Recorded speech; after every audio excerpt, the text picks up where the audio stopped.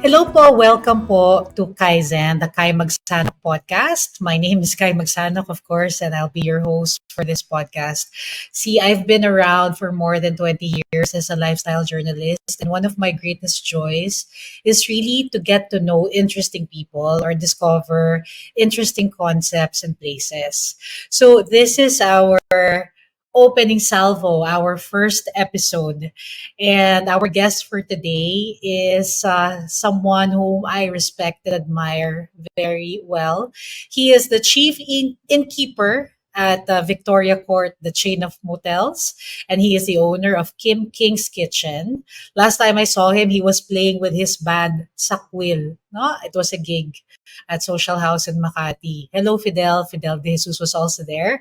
So, without further delay, let us welcome my first guest here at KaiZEN, Atticus King. Hi, thank you, Kai, for having me. It's an honor to be your first guest and talk about and share my experience Of on course. health. Thank you, Ats. So, we have a content plan for Kaizen. Kaizen nga pala is a Japanese word that means continuous Yeah, I improvement. love it. And I am 43 and I feel like I'm just starting over. You know what I mean? I'm so nervous, and I've been doing this for so long, for half of my life. August 8th, Atticus posted on his Instagram about talking about an angioplasty. There was a backstory that he shared. But alam mo, Ats, I stopped at the word angioplasty eh. Kasi when you think Atticus, you don't connect it with the word angioplasty. You know what I mean? It's a good opportunity for you to share the Yeah, backstory on your I'd love to. angioplasty. How did it happen to someone as health and fitness conscious as you? It's a bit of a long story. I have a family history of heart disease. So that means that my dad had a bypass at about 58. And early on, about 58, let me calculate how long ago that was, maybe 13, 14 years ago. When he had his angio, I already got myself checked because the doctor said it's genetic. And, back then I was eating junk food all the time. I was eating pizzas, I was eating fried food. I'd have ice cream every day. Just typical 30-year-old, 20-year-old, early 30s diet. I was just eating whatever. And I was aware in my lifestyle, I'd play more back then. I'd gig, so I'd go drinking with my band. I'd sleep late. I never smoked, but I'd be exposed to secondhand smoke.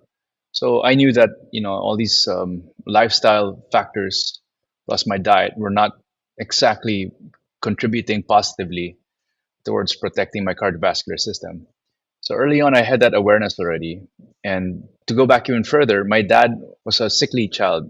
Unfortunately, he was asthmatic. He had allergies to everything. When I say everything, I'm not exaggerating because at one point, I remember we went to the States and he did the food intolerance or some allergy test, sorry. And he had all these little marks on his arm. It's like they have to prick each one. And I said, "What happened there, Dad?" And I was so young. And I recall that there are so many things that he was allergic to and he couldn't eat. There was a time growing up, I remember every night he would be taking his inhaler. So, in short, my dad was health conscious because he had a very fragile constitution. He had many gifts, but health was not one of them. And unfortunately, I inherited that fragility, that genetic predisposition for cardiovascular disease. In fact, I tested also in 2017. I had a genetic test where we sent my blood to clinic in Europe, and they came back with a extensive report, and they said you can't process fat like most people can.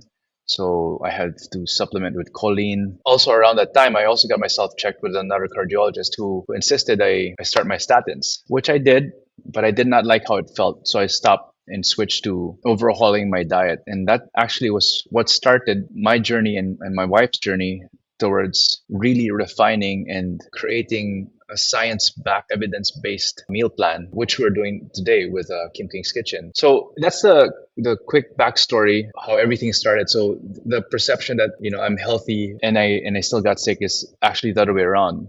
I have to be careful.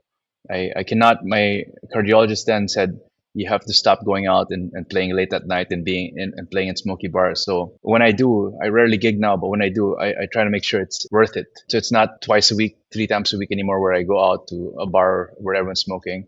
So I was really happy when they removed the indoor smoking, when they stopped allowing indoor smoking. Yes, thank you for you gave us the backstory, Yeah, Ats. Thank you so much. So, that's a very good way to inspire people to not rely on medication also. If you don't change your lifestyle, you're always going to be relying on your medicine. And we all know not everyone can afford all the medicine that they need, right? Because food is medicine. So you have to start yeah, with your diet also in your lifestyle. totally But agree. Ats, what you posted last August 8th is a procedure coming up this month? Yeah. So I have two parts to my angioplasty. The first one, so when I went to Singapore to get checked, I had no chest pains. I had no symptoms. I had so some of the symptoms is chest pain, tightness here, GERD, or like a feeling of indigestion. The closest thing I had was when I would go walking. I always wear an Apple Watch, a Mm. smartwatch, and I'm able to track my heart rate. I would geek out with my sister, who has one too. We'd compare. So we were walking, and I noticed mine was always 20 BPM higher. And also, when I go biking with my friends, I would be 25, 30. They'd be happy going uphill, biking uphill. They'd all be laughing, making cuento, and I'd be winded. I just, I'd be, I'd be bitching and moaning. So I figured, okay, this is something's off here. And initially, I thought it was just because biking was new to me and I was out of shape. But I had an incident where we biked to Binondo with a couple of older friends of mine. And on the way back, so it's all flat from Pasig to Binondo. On the way home, my computer on my bike said my heart rate was 160 BPM. And this was a city ride, so Patag. And then I said, hey man, let's slow down. And he goes, yeah, you know what? I think your computer's broken because I was able to talk. I wasn't winded. I wasn't sucking wind. I wasn't distressed at all. No pain. No symptoms. Then I go, you know what? Let me double check because I had a chest strap which was synced to the bike computer. Then I checked my watch and the same 160 on a flat chill ride. So I said, okay, let's slow down. This is not normal. After that, I stopped biking because I got scared of pushing my cardio. And then my birthday came up. I turned 46 about this July 5, and it was my goal to get in back in shape. And I was able to get to sub 11% body fat. So I was on track. I was getting strong. I even posted a video of doing pull-ups with my twins, and my goal was to build my strength so I could pull up with my eldest, and my twins. So I was working towards that. I was very excited. And then I guess things got derailed when I got sick and then we went to Singapore. And when I got my cardio check, I already knew. So in fact, it was my sister who also pushed me. She said, "You know what? Why do you keep pushing that back?" And there was an emotional aspect to that. So I would fall under that the stereotypical male who doesn't like hospitals, doesn't like doctors. Even if I say I'm very cerebral and very logical, at some point I find it an inconvenience. Yes, there's fear there. There's fear involved where you don't want to confront reality. So I'm aware of that. What really pushed me was, hey, I have kids and I have to be responsible for them. That was a big reason why I did it. And when this doctor was referred by my sister-in-law. So when I finally got checked, I enjoy telling this joke. He always says, on the surface, you look like a specimen. Your blood work's good, your ECG's good, physically you look fit, but inside you're rotten. And I always joke, I go, it sounds like my personality.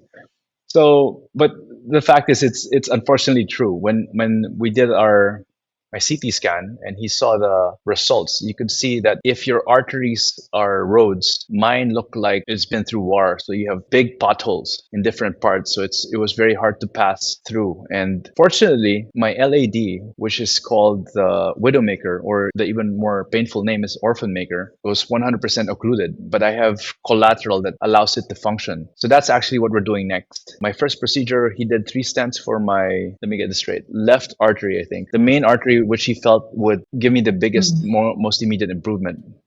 And when he did that, I remember after a procedure, so it's one night after a procedure, the next day, and I saw him. He was like, "So how was it?" He was so excited. How was it? How do you feel better? And I go, "Doc, I feel the same. If anything, I don't like the statins and the blood thinners because it gives me indigestion." So he increased the medicine that I have to take to coat Mhm. my stomach for the blood thinners. But otherwise, and I told him, I worked out the Mhm. morning of the surgery. So the surgery, the day of itself, I was still exercising. I was okay. So The only thing that I did notice, the quantifiable difference, is that I wear a smart ring as well, which tracks my sleep. This is an Aura ring, so that's how it looks. And I did notice my sleep quality has greatly improved. My resting heart rate, my HRV. I used to have fragmented sleep, meaning I'd wake up every 30 minutes. So instead of one contiguous sleep line, it's like I'd be restless throughout the night. But now, ever since I got the surgery, I'm sleeping like a baby. So, and I still have one more procedure to go for the 100% occluded. And yeah, otherwise I feel great. There's no real change except for I can't fast anymore. I used to fast frequently. When I say fast, aside from the intermittent fasting that I would do 36 hours, 48 hours, 72. I'd pepper those throughout the week. So now I have to be careful because I can't fast. That means I now have to really pull back on the calories. And just like everybody else, I love to eat. So it's very difficult. So now I have to have breakfast because I need to coat my stomach. The nurse I recall said specifically, coffee is not enough. And normally, I just have coffee, black coffee, and start my day, right? But now it's you have to eat because it's gonna really hurt, and it did. So I learned my lesson. I started eating now.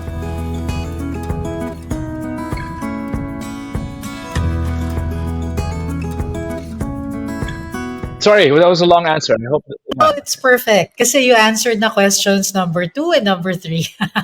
So, but aside, Oh, so okay. question number Yeah, 3 is actually, di ba, what did your doctor say? How does this affect your lifestyles? You already shared. You can't do intermittent fasting yeah, anymore, right? And earlier you mentioned, so yeah. you can't really do gigs unless it's super, di ba, important.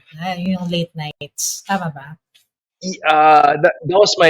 That was my old cardiologist, but this new one, this Singaporean doctor, I noticed. When we were trying to push to ask about dieting, like which diet he felt was optimal, the closest answer we got was, well, so I consulted two, and one cardiologist said the keto diet is not optimal for patients with cardiovascular risk. Reason being the high fat, high cholesterol, they don't want that. So they the keto diet kind of pushes your cholesterol up. So that was the closest to an answer I got. But my cardiologist that did my surgery had a funny story. He said, there was this diet speaker that he went to watch, and when the girl came up to the room, she was this obese girl. So all of a sudden, I was like, Mhm. "Whoa, how can we listen to you?" And when she spoke to the room, basically he said, "The best diet is everything in moderation." So that's that's the closest I got to an answer of what's an optimal, how to optimize lifestyle. Maybe something I want to share that we spoke about briefly before we started the recording is this mindset Please where do. folks, and why I posted this in the first place was, despite, even if you're active, you exercise regularly, you're fit, and even if you're competitively fit, meaning you race, you do all of that, you still need to get yourself checked. And I wanted to share a story of my uncle, who's way fitter than I am. He's very very active. He bikes a lot. He races, and he's older. And he thought he was just getting indigestion, and so he went to get himself checked, and it turns out he was already had blockages as well, and they had to stand him up, and he was actually clinically dead for about 10 minutes. But he survived. He's alive now. But if something like this can happen to someone like that, who's super active, I mean, ever since we were kids, he his energy was like a Jack Russell Terrier's. He was just hyper. He was just always such a hyper uncle of mine. Um, it tells me that we really need to be careful. And you hear this cliche story all the time where you have triathletes competing, and then someone will just get a heart attack. And these people are known for their cardio endurance. So it doesn't mean if you're able to run all these races that your heart is still in optimal shape. So maybe it's strong for doing endurance work, but it's already, how do you say it? It's on the edge of falling apart. And by falling apart, I mean you're getting a stroke or a heart attack. So I wanted to share it. You know, get yourself checked, guys. That's the number one thing. And diet, we were talking about earlier, where folks try to correct this issue with diet. And yes, I agree with that's one approach. So you have it's always a blend, I feel, of Eastern and Western, or in this case, lifestyle, preventive, and Western's um, corrective or intervention. So Western medicine still is, at the end of the day, when you've already injured yourself, that they've got the best interventions. But to prevent that, the way to go is really lifestyle, not just with your diet, but with your sleep, with your habits, with down to, this will sound mystical, but down to your circle of friends. So why is that? If you're around what the millennials call now toxic people, there's a physiological phenomenon that occurs if you're around toxic people. Your cortisol goes up. Cortisol is your stress hormone. The more stress you have, the more you damage your body. So in fact, cortisol is what nicks the arteries. So when you have arteries, every time you're in a stressed environment, it wounds the arteries, and that's when the cholesterol comes in like a band-aid, like Massilia, or I don't know what else to call it, band-aid, and it covers it up. So even those factors really matter, not just what you eat, but your stress exposure, how you handle stress. So another thing my wife and I were talking about is stress is a part of life. You really need, you're probably going to be very unproductive if you all you did was avoid stress. You need stress to grow. So another way that we're combating this now, what I've changed, I wanted to share is I do more intentional meditation to build that kind of emotional resilience, I'd say. So when basically when you have a shitty day, when something happens where usually you would react, if let's say it's a 10 event, and you'd panic as well and push back hard, push back 10. Doing the meditation allows me to just take it and maybe just use enough force to correct the situation. So push back 3, instead of panicking and freaking out as well. So there is that. And this, they don't teach this in Western medicine, where you need to control your responses as well. So there's that almost mystical angle to it. It's not mystical naman, Ats, because the body does tell you when you're in the wrong place or you're in a bad place. Either your back hurts, your nape hurts, your head hurts, right? Parang it manifests physically.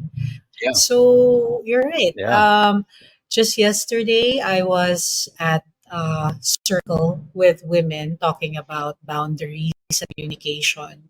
So you're right. You definitely, part of taking yeah, care of yourself is really choosing your friends, choosing who you share space with, yeah, right? yeah, With your answer, I yeah, almost want you. yeah. We should do a sound meditation session with your guitars. No, I'm kidding. Kidding. Yeah. So Anyway, you know what, uh, music. Sorry, I gotta flow with that. mm, Music is a big part of my healing. okay. I have to emphasize that. And for instance, when you've seen my band, we play metal. A lot of people, for them, metal is noisy, but for me, it's cathartic. It really allows me to release, and I love my bandmates. I genuinely love my bandmates. They're the most chill group of folks, musicians I've had the privilege to be with.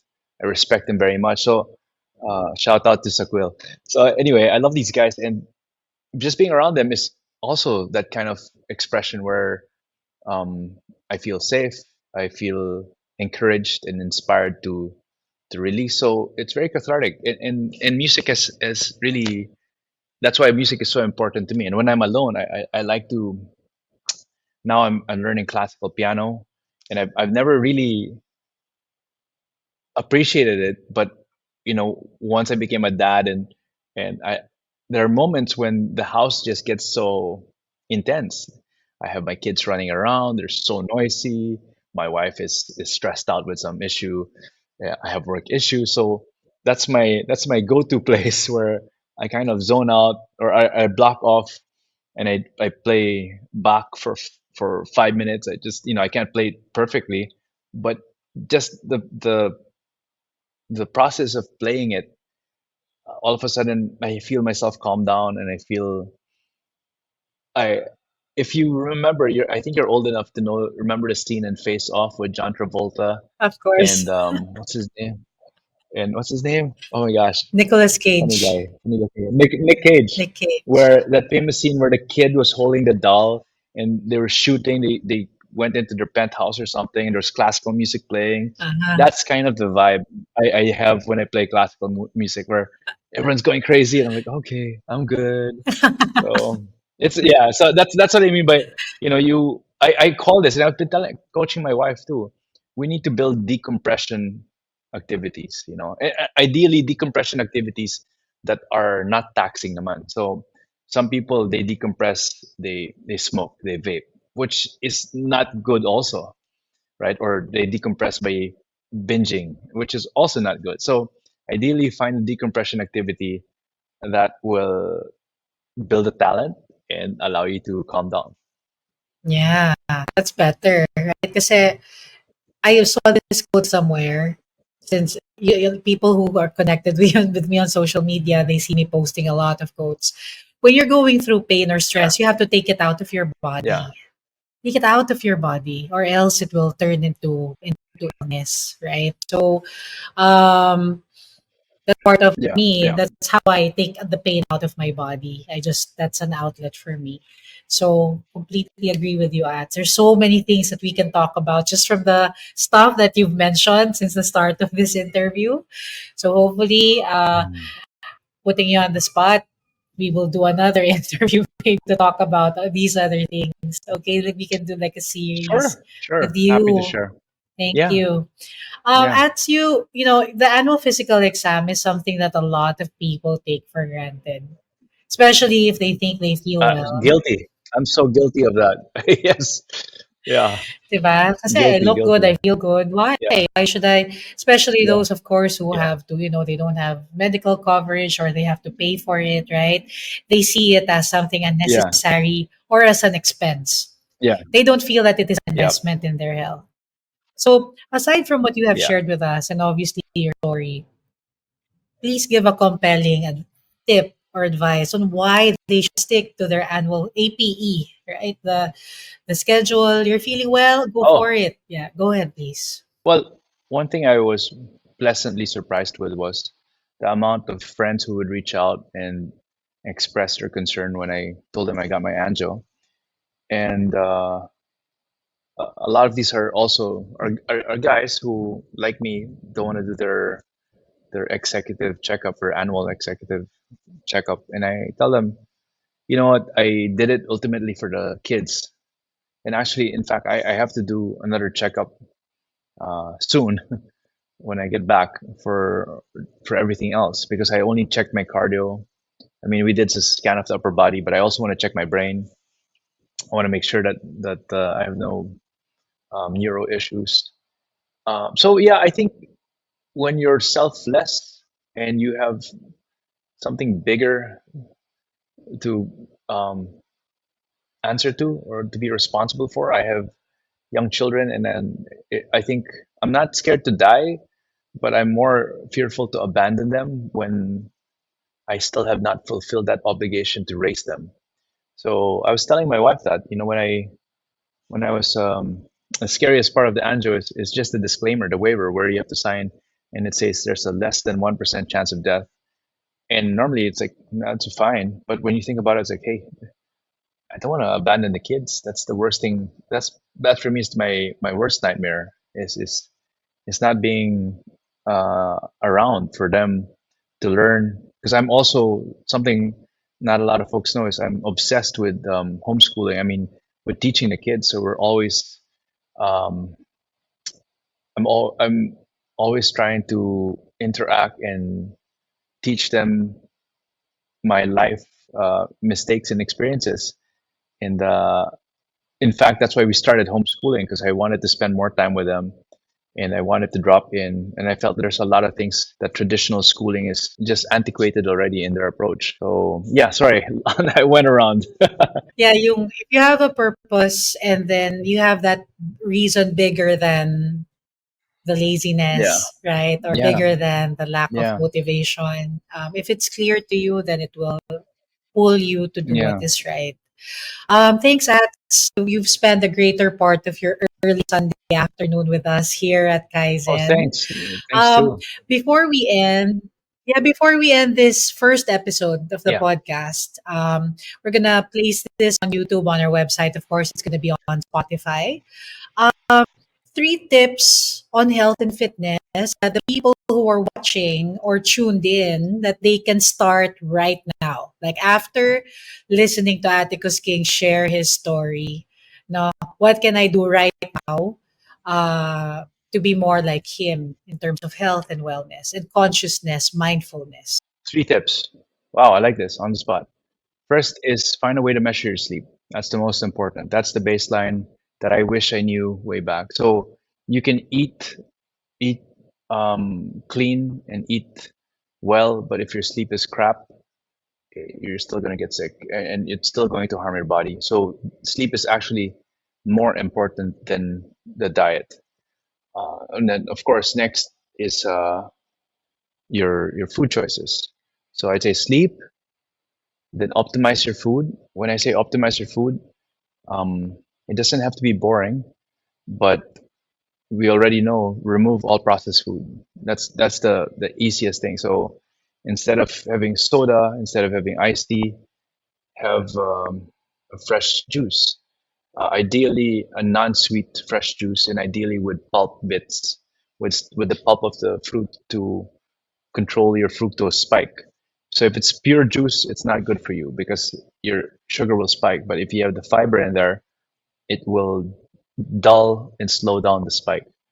So sleep, uh, remove processed food, and the third, I'd say, try to track your steps. 10,000 steps is an arbitrary number invented by the Japanese company who built the odometer, but it's such a great number to track what's called your non-exercise activity thermogenesis. In other words, it's a great way to burn calories throughout the day without taxing your immune system. So it doesn't hurt. It doesn't make you more. It doesn't tax your recovery system. So if you have a heavy week, instead of if you can find a way to walk part of the way home or walk part of the way to work, probably you want to do it going home because going to work you're going to get sweaty and smelly. Yeah, that's a great way to kind of overhaul and do small little habits that will help you move towards better health. Thank you, Ats. So yeah, even those three tips I can immediately follow na rin. Thanks. Kasi yes, You're I welcome. agree. Thanks. I agree. Need to get your brain checked because I was diagnosed with neurological stenosis in 2015. So I Oh wow, became, really? sa akin naman, it was just a migraine. Then I said, is it my eyes? Alam mo yan? And then I came home with a surprise. Oh my But gosh. no, but at least he found out, right? I mean, the worst that could have happened is I never Yeah. found out, and something happened, and I wouldn't be here anymore. It's so Thank you, nice for Kai. us to be having this conversation, and I hope to all of you who are watching and who are tuned in, you've picked up a lot of helpful tips just from Atticus' story, and don't forget your annual physical exam. Do it on your birthday month if you want, or assign a specific month of the year.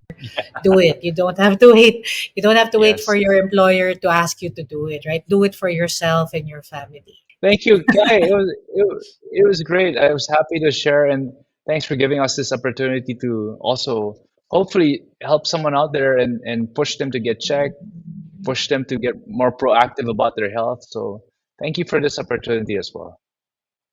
Okay, Atticus. That's it for us. Thank you, everyone. Okay, cool. Bye. Thank you. Next up on KaiZEN, the Kai Magsanoc Podcast. Sadly, may mga taong ganun eh. They get offended with everything, right? You say one thing wrong, you're damned if you do, you're damned Damned if if you don't, So right? Yeah, so how do we manage people like that, Alex? SOS. SOS. Actually, to me, I think